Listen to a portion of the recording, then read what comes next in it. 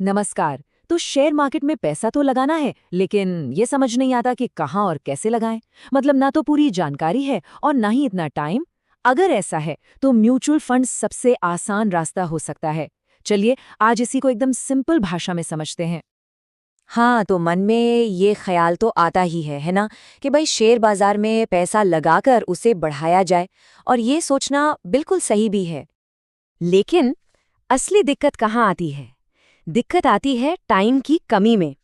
मतलब किसके पास इतना टाइम है कि बैठकर रिसर्च करे, सही शेयर चुने, या फिर मार्केट की इतनी गहरी समझ ही नहीं होती, राइट?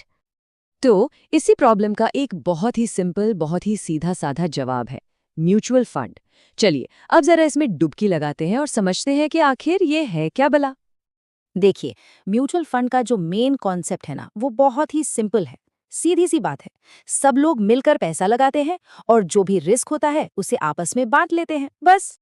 इसको ना एक सिंपल तरीके से समझते हैं। सोचिए, कुछ दोस्त हैं, सबने मिलकर पैसे इकट्ठे किए। अब उन्होंने वो पैसा किसी एक्सपर्ट को दे दिया जो जानता है कि उसे कहाँ लगाना है ताकि फायदा हो। बस, म्यूचुअल फंड बिल्कुल बिल्कुल ऐसे ही काम करता है। अच्छा, तो ये तो समझ आ गया कि ये क्या है, पर सवाल ये है कि भाई ये काम कैसे करता है। चलिए इसका पूरा मैकेनिज्म समझते हैं। तो होता क्या है, एक म्यूचुअल फंड कंपनी होती है, वो बहुत सारे लोगों से, मतलब इन्वेस्टर्स से पैसा जमा करती है। फिर एक प्रोफेशनल फंड मैनेजर आता है जो उस पैसे को किसी एक जगह नहीं बल्कि कई अलग अलग कंपनियों के शेयर्स या बॉन्ड्स में इन्वेस्ट करता है। इससे क्या होता है, रिस्क फैल जाता है। अच्छा, अब इस इन्वेस्टमेंट के बदले में सबको फंड के छोटे छोटे हिस्से मिलते हैं जिन्हें हम यूनिट्स कहते हैं। और मज़ा तो तब आता है जब फंड बढ़िया परफॉर्म करता है, क्योंकि तब हर एक यूनिट की वैल्यू बढ़ जाती है। तो मतलब हिसाब एकदम सीधा है, जिसके पास जितने ज्यादा यूनिट्स, फंड के अच्छा परफॉर्म करने पर उसका प्रॉफिट भी उतना ही ज्यादा। सिंपल। अच्छा, अब यहाँ एक मज़ेदार बात है। सारे म्यूचुअल फंड्स ना एक जैसे नहीं होते। मतलब अपने गोल के हिसाब से सही फंड चुन सकते हैं। जरा यहाँ देखिए, सबसे पहले हैं इक्विटी फंड्स। इनका ज्यादातर पैसा शेयरों में लगता है, तो जाहिर है रिस्क ज्यादा है, लेकिन हाँ, रिटर्न की उम्मीद भी उतनी ही ज्यादा। फिर आते हैं डेट फंड्स।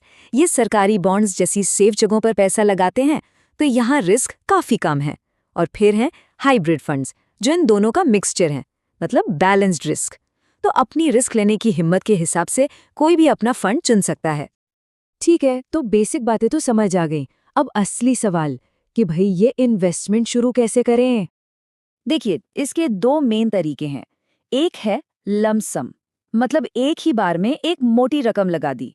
और दूसरा तरीका जो ज्यादातर लोग पसंद करते हैं, वो है एसआईपी, यानी सिस्टमैटिक इन्वेस्टमेंट प्लान।